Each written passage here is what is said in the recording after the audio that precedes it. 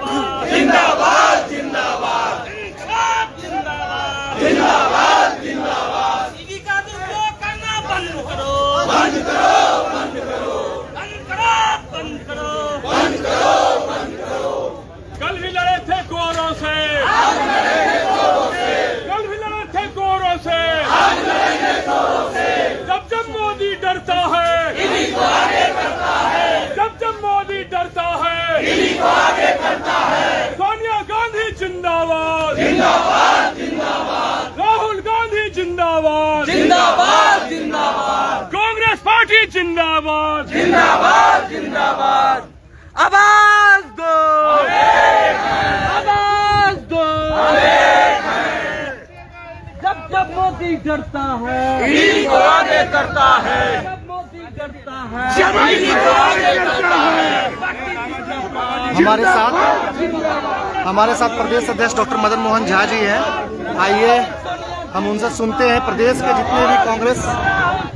जितने भी कांग्रेस के लोग हैं, कांग्रेस के सदस्य हैं, कांग्रेस के कार्यकर्ता हैं, उनको क्या वो संदेश देना चाहते हैं। डॉक्टर मदन मोहन झा जी।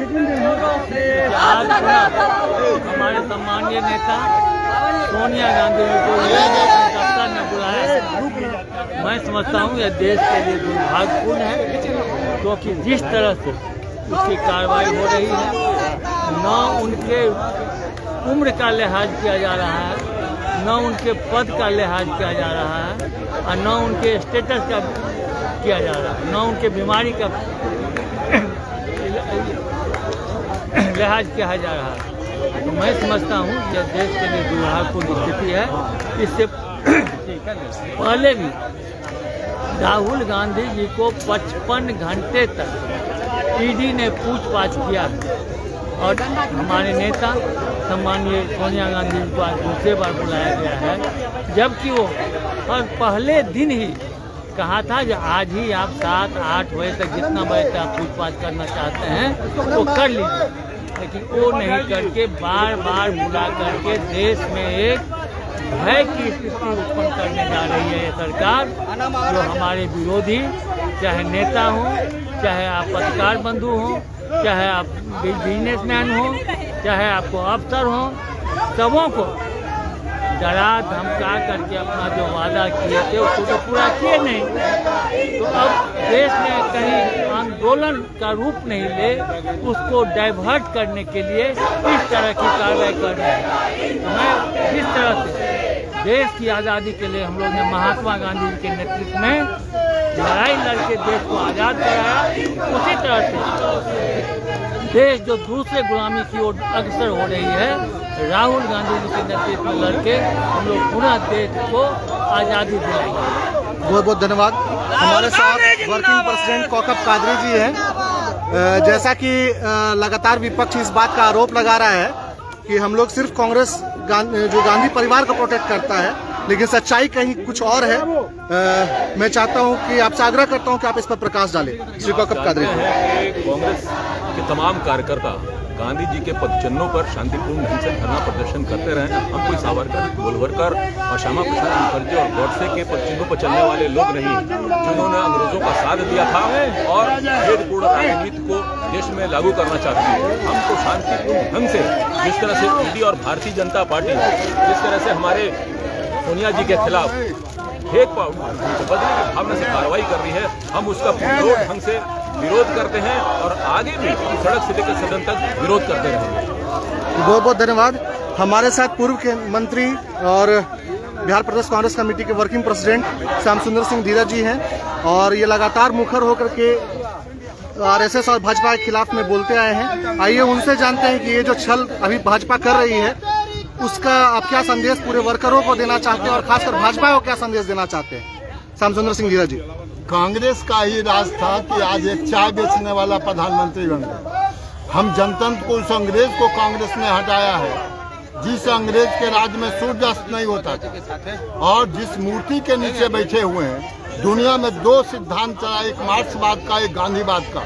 मार्क्सवाद लगभग मिटने पर है और गांधीवाद दुनिया के सर पर चढ़ के बोल रहा है। जनतंत्र में अंग्रेजों ने भी गुलाम हमें बनाया था, इसलिए कि राजा थे, जमींदार थे, शहंशाह थे, आम जनता नहीं थी। कांग्रेस ने आजादी के बाद आम जनता को पढ़ा लिखा के शिक्षित कर दिया है। नरेंद्र मोदी की औकात नहीं है कि इस देश को गुलाम बना सके, इसलिए वो जो तंत्र का उपयोग कर रहा है और खास के कांग्रेस पर चोट कर रहा है। क्योंकि कांग्रेस ने नफरत की खेती जो शुरू किया है, जो अंग्रेजों ने किया था, उस खेती को हम चलने नहीं देंगे। और इसके सबसे बड़े जो लड़ाकू अब हमारे सेनापति हैं, चाहे वो राहुल गांधी हो चाहे सोनिया जी हो, उनको जानबूझ के बेइज्जत कर रहा है, जिससे कि देश में यह संदेश जाए कि यदि हम इसको इज्जत नहीं दे सकते हैं, इनको हम कुछ नहीं समझते हैं, लोग भयभीत हो जाएं। लेकिन वो भूल रहे हैं जहां चाय बेचने वाले से आए हैं, हम उनकी नफरत की खेती के साथ पुनः वहाँ भेजवा देंगे, ये संकल्प के साथ हम बैठे। बहुत बहुत धन्यवाद श्याम सुंदर सिंह धीरज जी। नरेंद्र मोदी मुर्दाबाद, मुर्दाबाद, मुर्दाबाद। नरेंद्र मोदी मुर्दाबाद, मुर्दाबाद, मुर्दाबाद। नरेंद्र मोदी होश में आओ।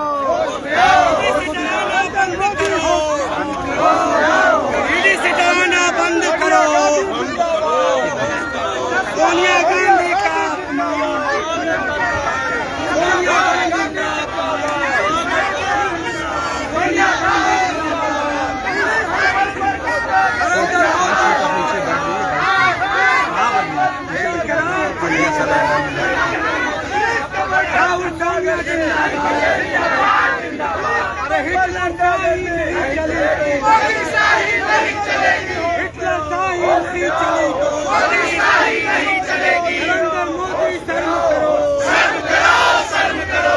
ईडी से डराना बंद करो, बंद करो, बंद करो। युवाओं को ठगना बंद करो, बंद करो, बंद करो। महंगाई कम करो, कम करो, कम करो। नरेंद्र मोदी शर्म करो, शर्म करो, शर्म करो। ईडी से डराना बंद करो, बंद करो, बंद करो। जब जब मोदी डरता है, ईडी को आगे करता है। जब जब मोदी डरता है, ईडी को आगे करता है। सोनिया गांधी का अपमान नहीं सहेगा हिंदुस्तान। हमारे साथ कांग्रेस पार्टी के कन्वीनर और कुटुंबा से एमएलए राजेश राम जी हैं।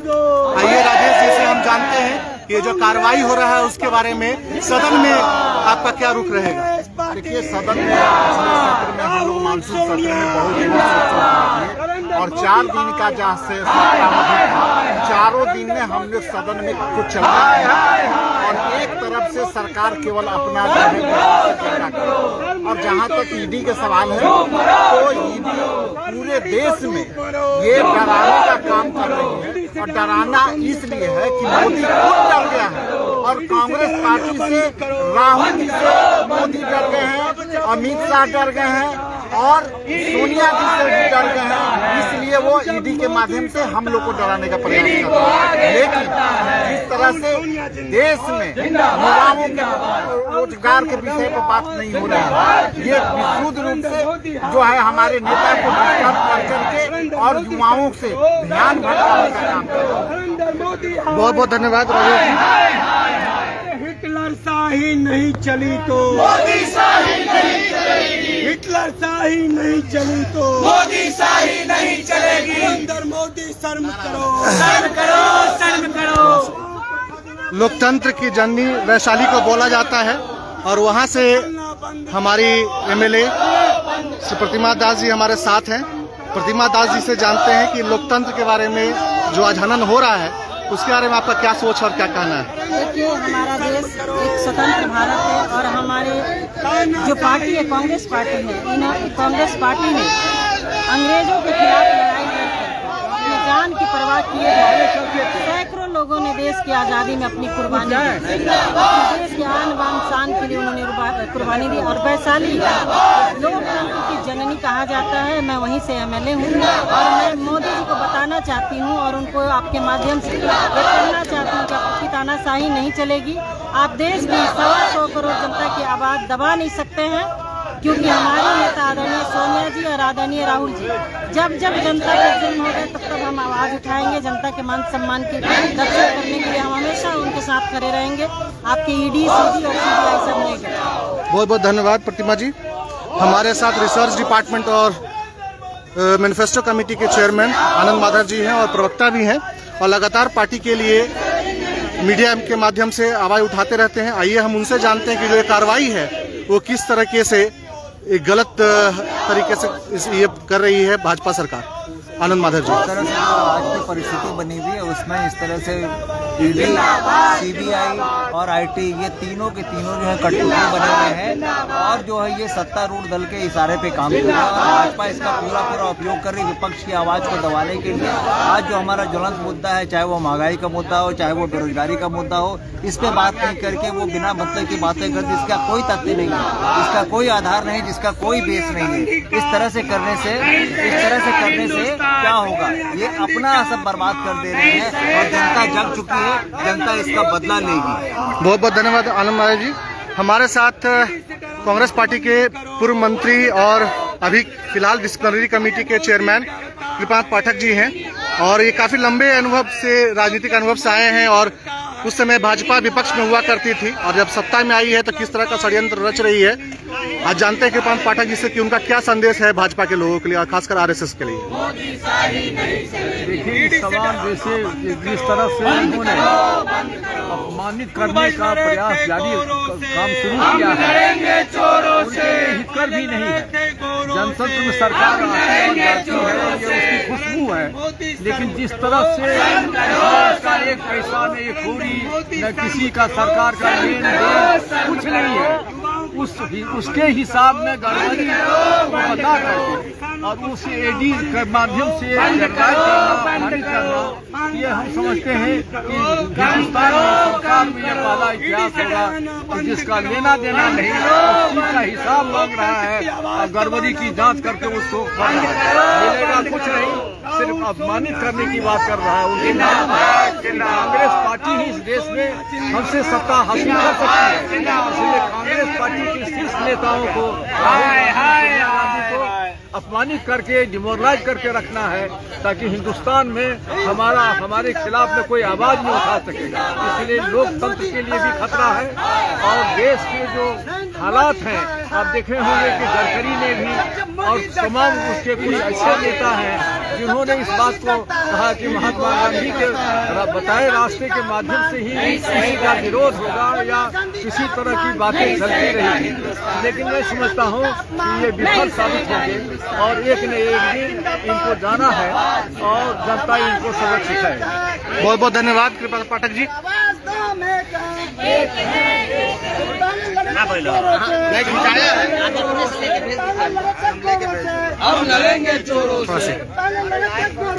हमारे साथ पूर्व कांग्रेस युवा अध्यक्ष कुमार आशीष जी हैं और ये धरना प्रदर्शन बांकीपुर में हो रहा है, जो उनका विधानसभा है। बहुत कम वोटों से वो हारे थे और अभी महादेव का दर्शन करके आ रहे हैं। तो पार्टी के लिए, श्रीमती सोनिया गांधी जी के लिए और देश के लिए आप क्या संदेश देना चाहते हैं और क्या आपने बाबा के यहाँ मांगा है? बाबा भोलेनाथ के जो जगह है वहाँ पूरे विश्व से, पूरे देश से लोग जाते हैं और आराधना करते हैं और ये मान्यता है कि जो इच्छा भाव से लोग जाते हैं वो इच्छा की पूर्ति होती है। मैंने भी कांग्रेस पार्टी के लिए और साथ ही साथ स्वयं और जो हमारे साथी मित्र हैं, जो सहयोगी हैं, सब लोगों के लिए कुशल क्षेम का उनसे विनती किया है और उम्मीद करते हैं कि आने वाले समय में जो अभी जो हालात है पूरे देश भर में, वो कहीं न कहीं बादल छटेगा और जो सच है, जिस सच के लिए आदरणीय राहुल गांधी जी लड़ते रहते हैं और पूरे बिहार और देश के कांग्रेस जनों के लिए अपील करते रहते हैं, वो सच नरेंद्र मोदी जी के खिलाफ में जो आम आवाम है वो सच को समझेगा और फिर से पुनः कांग्रेस पार्टी को अपना आशीर्वाद और सत्ता में लाने का काम करेगा। बहुत बहुत धन्यवाद। हमारे साथ नालंदा जिला के अध्यक्ष, नालंदा इसलिए भी इम्पोर्टेंट है क्योंकि वहाँ के माननीय मुख्यमंत्री जी हमारे हैं और जिस तरह से सरकार चल रही है उसका विरोध लगातार वो करते रहते हैं। तो दिलीप जी, जो ये कार्रवाई ईडी की हुई है उसके बारे में जिला में और खासकर क्योंकि आप पंचायत तक जुड़े हुए हैं, बूथ तक जुड़े हुए हैं, तो आप ये बताइए कि वहाँ क्या स्थिति है बनी हुई? देखिए, ईडी का जो कार्रवाई हो रहा है ये कार्रवाई थोड़ी है। इस तरह की कार्रवाई जो है इसको जघन्य अपराध की श्रेणी में माना जाएगा। कहीं न कहीं जानबूझ करके जो हमारी राष्ट्रीय अध्यक्ष आदरणीय श्रीमती सोनिया जी हैं, उनका जो स्थिति है, उनकी तबीयत बराबर खराब चल रही है, 2-3 बार कोरोना पॉजिटिव हुए, उसके बाद भी जानबूझ करके सिर्फ कांग्रेसी कार्यकर्ताओं को हताश करने के लिए इस तरह का काम जो है नरेंद्र मोदी की सरकार कर रही है। ये शायद उनको ज्ञात नहीं है कि कहीं न कहीं इससे हम लोग और काफी मजबूत स्थिति में आ रहे हैं। साथ ही साथ पूरे देश के जो नौजवान हैं, जो युवा हैं, जो बेरोजगार हैं, जो किसान हैं, मजदूर हैं, वो सभी एकजुट हो रहे हैं कि कहीं न कहीं नरेंद्र मोदी जानबूझ करके ईडी का बहाना करके कहीं न कहीं दूसरी परिसंपत्तियों को बेचने में लगे हुए हैं। ये उनका एक बहाना है कि देश का रुख जो है इधर ध्यान करा करके और कोई न कोई 1-2 संस्था को 2-4 दिन के अंदर बेच ही देंगे। ये सारी जनता समझ चुकी है। इसलिए हम लोग आज जो है शांतिपूर्ण तरीके से पूरे बिहार के कांग्रेसी, बिहार के सभी जिला अध्यक्ष जो भी हैं, सभी लोग यहाँ आकर के और गांधी जी के मूर्ति के सामने हम लोग सत्याग्रह का रुख अपनाए हैं। और जब ऐसे भी बिना सत्याग्रह के कोई आंदोलन सफल नहीं होता है, तो हम लोग पूरे देश स्तर पर कांग्रेस पार्टी के लोग आज सत्याग्रह के रूप में इस आंदोलन को आगे बढ़ाने का काम कर रहे हैं। बहुत बहुत धन्यवाद दिलीप जी। हमारे साथ ओबीसी डिपार्टमेंट के नवनियुक्त चेयरमैन भाई अनुराग चंदन जी हैं। आइए हम जानते हैं कि क्या आपका कहना है इस मामले को लेकर, और खासकर ओबीसी वर्ग, ये बहुत इम्पोर्टेंट वर्ग है और इससे मुख्यमंत्री और दोनों उप मुख्यमंत्री भी आते हैं। क्या आप संदेश देना चाहते हैं? संदेश तो यही देना चाह रहे हैं कि हमारे राष्ट्रीय अध्यक्षा श्रीमती सोनिया गांधी को मोदी जी जानबूझ के परेशान कर रहे हैं। इसके पहले भी ईडी का उनके ऊपर सम्मन किया गया और उसमें उनको बरी कर दिया गया, और ये जानबूझकर जो है इनको परेशान और हताश इसलिए कर रहे हैं कि कांग्रेस जो है किसी तरह कमज़ोर हो, लेकिन ये उनका सोच जो है गलत है। पूरे देश में कांग्रेस बहुत मजबूती की तरफ उठ रहा है और पिछड़ा और अति पिछड़ा की जहाँ तक बात है, पूरे बिहार में जो है पिछड़ा और पिछड़ा जो है कांग्रेस के साथ है, सोनिया जी के साथ है और कांग्रेस के साथ रहेगा। बहुत बहुत धन्यवाद ज्ञान जी। चलिए कोई बात नहीं है। हमारे साथ बिहार के कांग्रेस के पैनलिस्ट ज्ञान रंजन जी हैं, लगातार टीवी डिबेट में सक्रिय रहते हैं। ज्ञान रंजन जी, आप बताइए कि टीवी डिबेट में लगातार आप इन बातों को उठाते रहे हैं, खासकर महंगाई, बेरोजगारी जैसी और शिक्षा की जो स्थिति बिहार में बनी हुई है, और ये सरकार बेसिक सुविधाओं को छोड़कर कुछ और पर ध्यान दे रही है, उसके बारे में आपका क्या कहना है? देखिए, जैसे हमारे ये जो नेता हैं आदरणीय राहुल गांधी जी और सोनिया गांधी जी, ये मात्र देश में यही दो नेता हैं जो बेसिक मुद्दे को उठाते हैं। इन्हीं मुद्दों को हम लोग नीचे तक उठाते हैं, लेकिन जब ये मोदी सरकार डर जाती है तो अपनी तोतों को सामने कर देती है। जो सरकारी तंत्र है, सीबीआई, ईडीआई और जो भी छापा पड़वाती है, इनके एक हाथ इनको डराने का, एक अंदर से डर चुके हैं कि इनके ऊपर कोई हावी हो सकता है। तो हमारे देश के जो नेता हैं राहुल गांधी, सोनिया गांधी जी, जब वो डरते हैं तभी तरह से अपने यंत्रों का दुरुपयोग करते हैं। और इसी तरह से हम लोग, ये सिर्फ सोनिया गांधी जी को ही नहीं बुलाया गया, ये पूरे देश के लोकतंत्र पे एक खतरा है। इसीलिए हम लोग यहाँ बैठ के एक सत्याग्रह कर रहे हैं, ताकि मोदी सरकार है जो तोता बना के यंत्रों का उपयोग कर रहे हैं, उसे बंद करे और अपनी जो ये तानाशाह रवैया है, थोपने का जो रवैया है देश के युवाओं पे, उसे करे। जून में ही 1,30,00,000 के करीब नौकरी चलेगी, लेकिन उस पर आवाज उठाने वाला सिर्फ एकमात्र नेता हमारे राहुल गांधी जी है। इसे बेसिक मुद्दे को उठाते, इसीलिए मोदी सरकार को तंग करने के लिए बेवजह बिना मतलब का फर्जी केस उन पे लाद के उनको समन करके बुलाता है। बहुत बहुत धन्यवाद ज्ञान जी। हमारे साथ पटना महानगर के जिला अध्यक्ष शशि रंजन जी हैं, इनकी सक्रियता लगातार बनी रहती है और यह मीटिंग जो है, आज सत्याग्रह जो चल रहा है, ये लगातार होता रहता है पटना के अंदर में। शशि जी, आप बताइए कि जो लोकल पब्लिक है, यहाँ की आम जनता, उसका इस सत्याग्रह के बारे में क्या कहना है? आम जनता पटना का महंगाई, पेट्रोलियम पदार्थों की महंगाई, जीएसटी जो बढ़ा है, उससे आम छोटे दुकानदार, आम आदमी के बीच बहुत ज़्यादा रोष है। और जनता जानती है कि इस मुद्दों को से भटकाने के लिए ईडी के उपयोग करके हमारे माननीय राष्ट्रीय अध्यक्ष आदरणीय सोनिया गांधी जी को ईडी बुलाया जा रहा है। चूँकि देश के अंदर जो व्यापक भ्रष्टाचार है, जिस तरह आपने देखा आसाम में किस तरह शिलोंग में पकड़े गए, किस तरह गोवा में केंद्रीय मंत्री का बार पकड़ा गया, किस तरह चीन पर हमारे नेता राहुल गांधी जी जब जवाब मांगते हैं तो कल शाम में आरएसएस बोल रहा है कि देश में जो है मंत्र जाप करके हम लोग देश के जनता को मंत्र जाप करके चाइना युद्ध लड़ाई जीतेंगे। ये बिल्कुल देश को भटकाने और भटकाव की स्थिति में ले जाना चाहते हैं। भाजपा अलग देश को मुद्दों से हटाना चाहती है, उसी तरफ आरएसएस अंधकार 16वीं शताब्दी के भारत को आगे करना चाहता है। इन्हीं बातों को लेकर आम जनता में गुस्सा है, आम लोगों में गुस्सा है और विपक्ष का गला दबाने का मतलब है कि आम जनता का गला दबाना, विपक्ष को ईडी में कटघरे करने का मतलब है कि आम जनता को कटघरे में खड़ा करना। बहुत बहुत धन्यवाद शशि रंजन जी। हमारे साथ वजीरगंज से हमारे 2020 के जो चुनाव हुए विधानसभा में, उससे शशि सिंह जी जो है चुनाव लड़े थे और ये गया जिले में पड़ता है। गया मोक्ष की भूमि मानी जाती है, वहाँ से ये संदेश लेकर के मोदी जी के लिए खास संदेश लेके आए हैं। शशि जी, क्या कहना है आपका? जो ईडी की कार्रवाई जो हो रही है, नरेंद्र मोदी जी जो मुख्य जो बिंदु है, महंगाई है, बेरोजगारी है, उससे ध्यान भटका के जो ईडी का कार्रवाई कर रहे हैं, उसके बारे में आपका क्या सोचना है? और वहाँ की जनमानस, खासकर आपके विधानसभा के लोगों का क्या सोचना है? देखिए, हमारे विधानसभा के नहीं बल्कि पूरा बिहार का जनता, देश का जनता जान चुका है।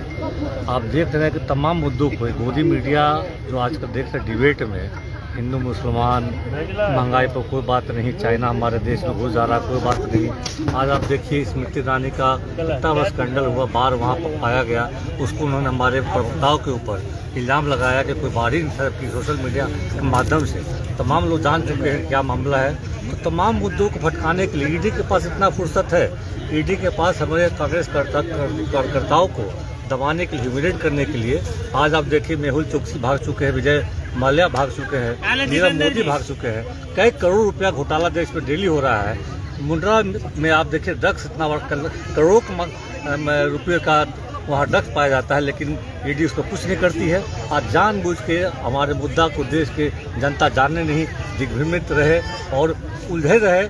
महंगाई पर कोई बात नहीं हो, चाइना पर कोई बात नहीं हो, स्मृति ईरानी केस पर कोई बात नहीं हो, मध्य प्रदेश में लिंचिंग हो रहा है उस पर कोई बात नहीं हो, गुजरात में बाढ़ आया है तमाम लोग मर रहे हैं, आसाम में बाढ़ आया था तमाम लोग मर रहे थे, लेकिन सरकार बनाने की महाराष्ट्र की कयावत हो रही थी। तो सारे मुद्दे से देश अब जान चुकी है, मोदी मीडिया कितना भी छुपा ले। हम लोग आज बैठे हैं, सत्याग्रह कर रहे हैं, लगातार कई दिनों सत्याग्रह कर रहे हैं कि जानबूझ के हमारे राष्ट्रीय अध्यक्षा को जो ह्यूमिलेट करने के लिए कांग्रेस कर रहा है, को ह्यूमिलेट करने की जो साजिश रची है, तो जितना दबाएंगे कांग्रेसी उतने उग्र हो रहे हैं। कांग्रेसी चुपचाप सत्याग्रह आज कर रहे हैं, लेकिन मैं आपको विश्वास दिलाता हूं कि अगर ये चलते रहा सिलसिला वो दिन दूर नहीं जिस दिन हम लोग भी गांधी जी की हिंसा को छोड़कर हिंसावादी होंगे और हम लोग दिल्ली मार्च करें। बहुत बहुत धन्यवाद शशि जी। और हम देख रहे हैं कि किस तरह से जो है सत्याग्रह चल रहा है। कौन लड़ा है? अरे कौन लड़ा है? राहुल गांधी।